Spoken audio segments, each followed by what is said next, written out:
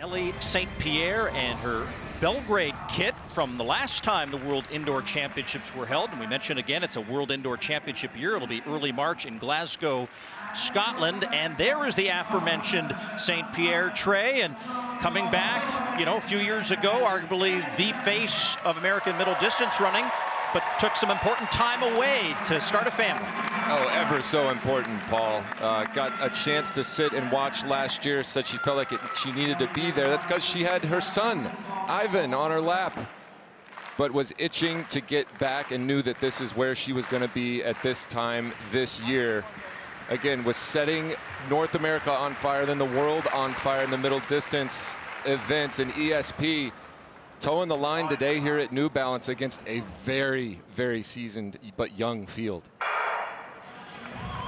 Indoor track and field on these banked ovals, 200 meters in distance. So they'll go around this track 15 times to look at the rest of that field. And you mentioned it, Trey, and the organizers here in Boston do such a great job bringing a lot of the top talent. This is also part of the World Indoor Tour. So some of the top international athletes here.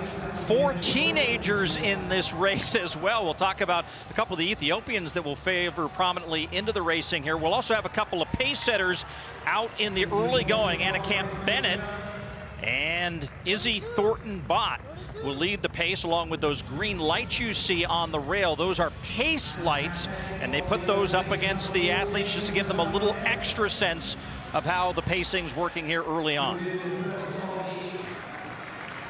I know Ellie's been thinking about this moment for a very, very long time. You have to wonder what she's thinking right now. Did she see herself in the lead right here with a half mile to go?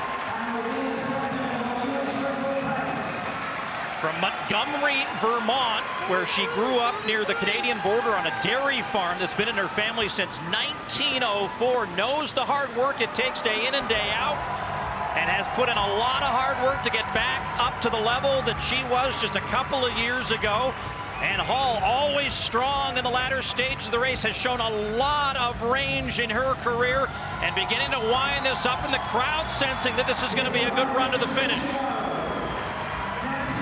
This is the moment where you can either step on the gas and leave it all out there or try to kind of hang back, wait for someone to try to make a move and see what you can do to respond.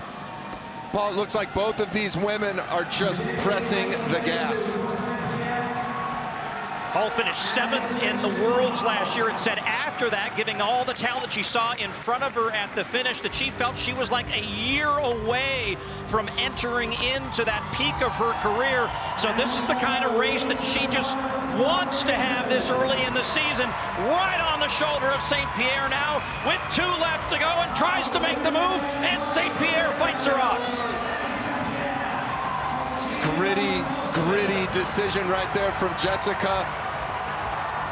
ESP keeping her on her outside shoulder, not giving up the inside lane. You see that so often. Athletes get tired and forget their place. ESP, she's run so efficiently. Ellie has not run any extra meters in this race, Paul. And here goes Jessica one more time, trying to pass her with a lap to go. As the bell rings, St. Pierre says, not so fast, still my race. Also that race with the wave lights as they head down the backstretch for the final time. 100 to go. Little bit of traffic now in front of St. Pierre. Hall's going to try to slingshot off the curve and go outside wide, stride for stride. Hall to the lead. Hall takes a fabulous win here. And look at the time, a new national record for Jessica Hall, 8:24.93, and St. Pierre, the second fastest time in American history at 3,000 meters. What a finish.